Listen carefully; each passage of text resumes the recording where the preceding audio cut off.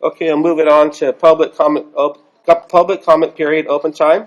During the public comment open time period, the public may address the board on any agenda item on the regular calendar and on the consent calendar, and may address the board on any matter not listed on the agenda that is within the subject jurisdiction of the Board of Supervisors.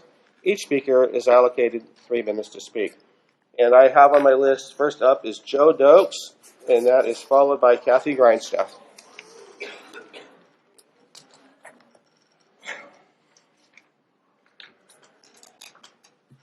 Bring up the for that first, please.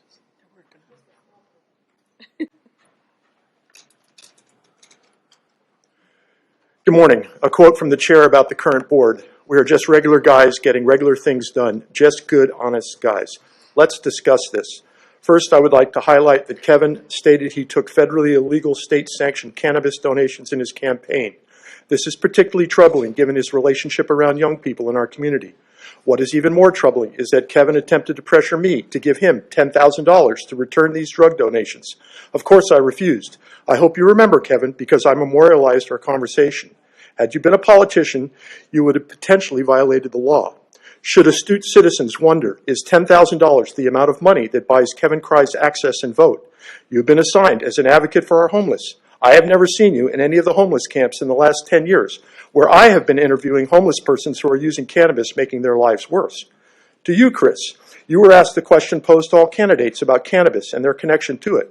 You were asked about people supporting the marijuana industry, donating to your campaign. Instead of answering the question, you made a personal attack upon me and you said you couldn't possibly be responsible for what people did who donated to you. However, you knew these people well enough to call them patriots and your friends. You were very careful during the campaign to have a public face of going after the illegal grows, something we and our department had already well in hand. However, several days before the election, your true nature was revealed when you came out publicly in favor of commercial cannabis advertising. You're either grossly ignorant to the law and the harms this drug is doing to our community, or you are corrupted by the supporting cannabis persons that you deem patriots. Perhaps you are unaware of all the crimes that cannabis brings to our community and how legal cannabis has completely collapsed in California. Studies show for every dollar taken in by cannabis legal sales, a community spends $4.50 in hidden costs, medical, legal, environmental, social damage, and killing our youth. You claim to be handling our water issue. How about handling the 7 million gallons of water stolen from our citizens every day in grow season by cannabis growers, legal and illegal? You said, quote, I was barking up the wrong tree, unquote. Well, Chris, patriots do not violate federal law. Patriots do not seek to flood their community with drugs. Patriots do not seek to addict and damage fellow citizens. Patriots do not put greed over harming their community. So no, Chris, your friends you referenced are not patriots. They are supporters of a harmful industry that pollutes our world in every sense. We will endeavor to educate both you and Kevin and ask that you put your egos aside and realize that you now represent a community of 186,000 citizens, and both of you barely squeak by in your elections. It is time to represent 100% of the community and not an agendized few who donated to you. We visited the grave this weekend of a Shasta High student killed by a marijuana DUI. It made us realize we must rededicate our work teaching this board. You have now been given an educational publication that demonstrates how deadly this drug is to our community. The community is watching. Thank you, board. Thank you, Joe. Next up is Kathy Grindstaff, followed by Margaret Hanson. Supervisors, ladies and gentlemen, my name is Kathy Grindstaff. Will you pause for a second? I'm sorry. Supervisor Kelstrom would like to say a little bit about previous speaker. Yeah, so I told you in my email that you're a hypocrite, so I'll go ahead and tell you to your face that you're a hypocrite. So my patriot friend sells gardening supplies. And again, like I told you in the email, do people that grow marijuana possibly buy from him? Possibly, just like they do Home Depot, Lowe's, Tractor Supply, whatever else. He does not sell marijuana. He does not use marijuana. He does not advocate marijuana. He sells gardening supplies. Meantime, you are backing two candidates. And by the way, Cameron, why are we not using your name? Why are we using an alias when you're up here talking?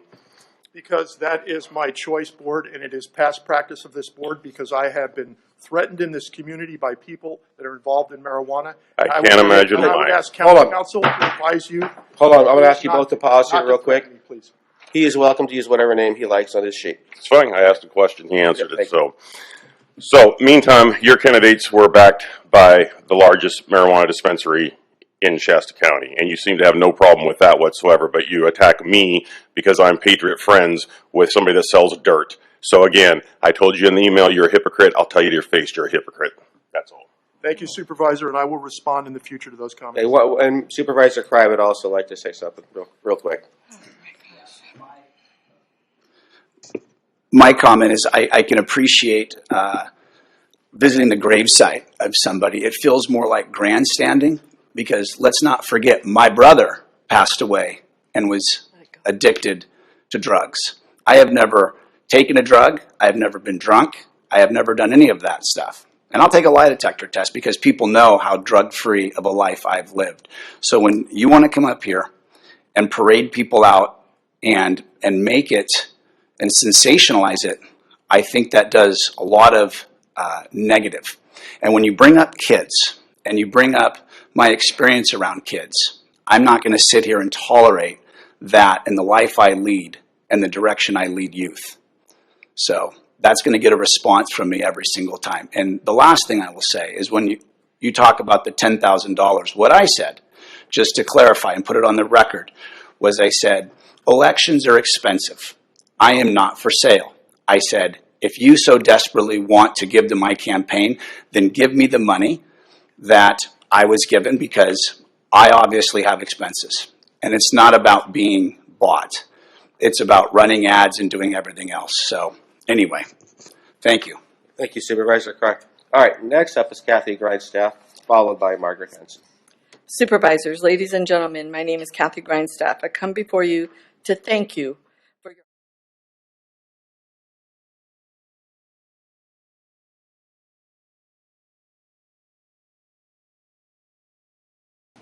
Supervisor Crye.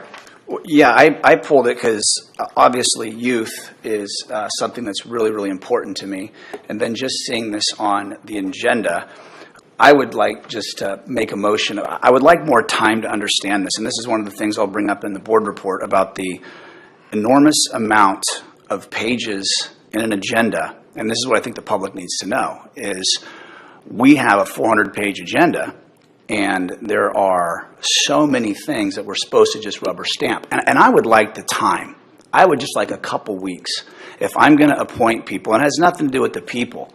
It has to do with I want the time to investigate the organization, who's being appointed to it, especially if my name's tied to it. Because if it's about kids, I'd like just a couple weeks to meet with the individuals at the organization, understand their budget a little bit. Like as I look at the people on the committee, I'm sure very great people, but I don't see anybody on there that maybe even has a child that's 1 to 5 years of age.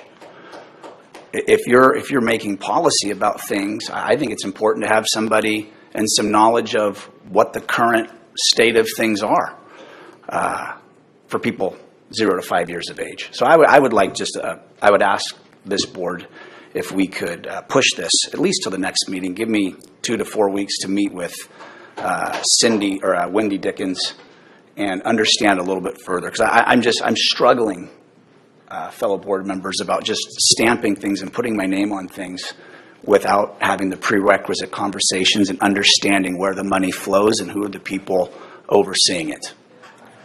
Supervisor Rickert. Well, I just wanted to say that, of course, this is my 7th year as a board member, and I know Wendy Dickens, and I feel highly comfortable with the work of this particular group. I do see that there was a motion to approve to have Mr. Kameni fill the vacancy, and it was a unanimous decision, and we are overwhelmed, and the county government is huge. It's very complex. It's very complicated. And sometimes you just have to trust people and trust agencies that they know what they're doing and they know who they want. Hey, please. You know, I've been here for 6 years. 7. Starting 7. Okay. It's a lot of work. And I was very involved with county. I was on a county board for 10 years prior to that. I've spent a lot of years of my life, and I'm 70 years old, and so I'm pretty familiar with a lot of things that go on in county government. And I do know it is complicated, and at some point we are not here to govern the minutia, on a micro level. We're more on a macro level. For anybody that's familiar with economics, it's physically Please impossible. educate us. Well, sometimes you just have to understand that. I'm trying to be very respectful, but Yeah. but you've said 3 or 4 things, and I want to just address them as they come up. You're right. You have been here 6 or 7. Yes, and I'm just saying I'd like 6 or 7 hours or 6 or 7 weeks. Okay, and that's fine. Because I don't want to take people's word for stuff anymore. Okay. Like, people in this room voted for me, so I would understand and research what I'm voting on, and not just pass the buck.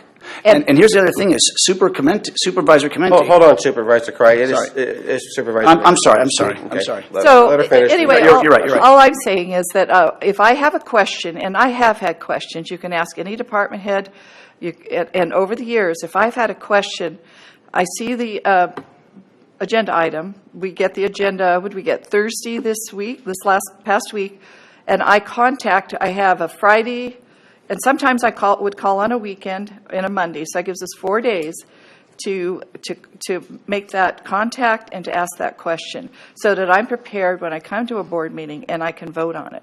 That's what I try to do, and I'm not trying to be critical of anybody. I'm just saying that's what I have done as a supervisor.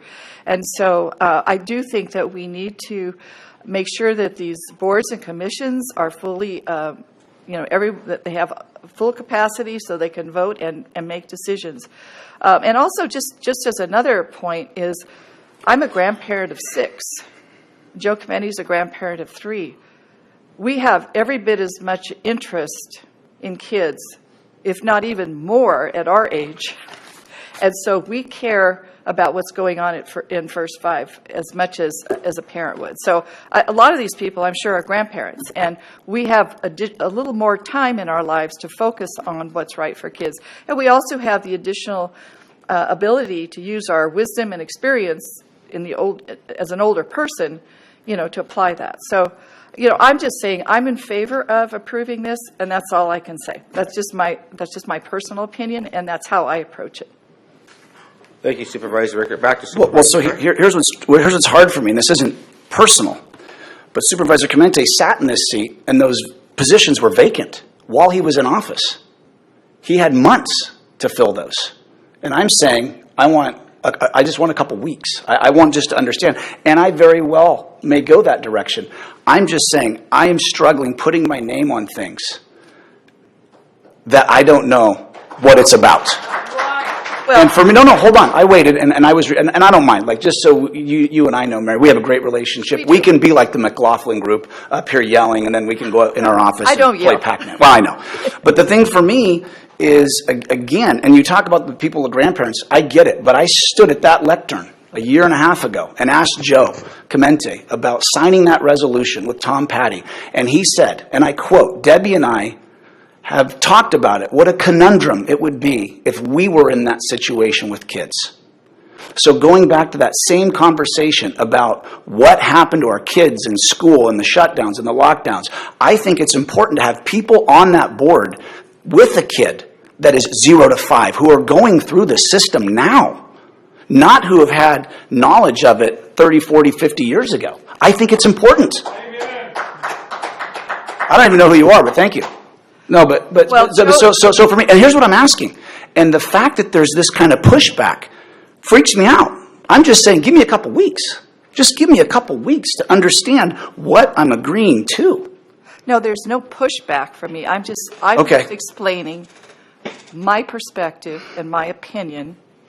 And Joe's grandchildren are 5 and under. They're like 1, 2, and 3 years old. So he is.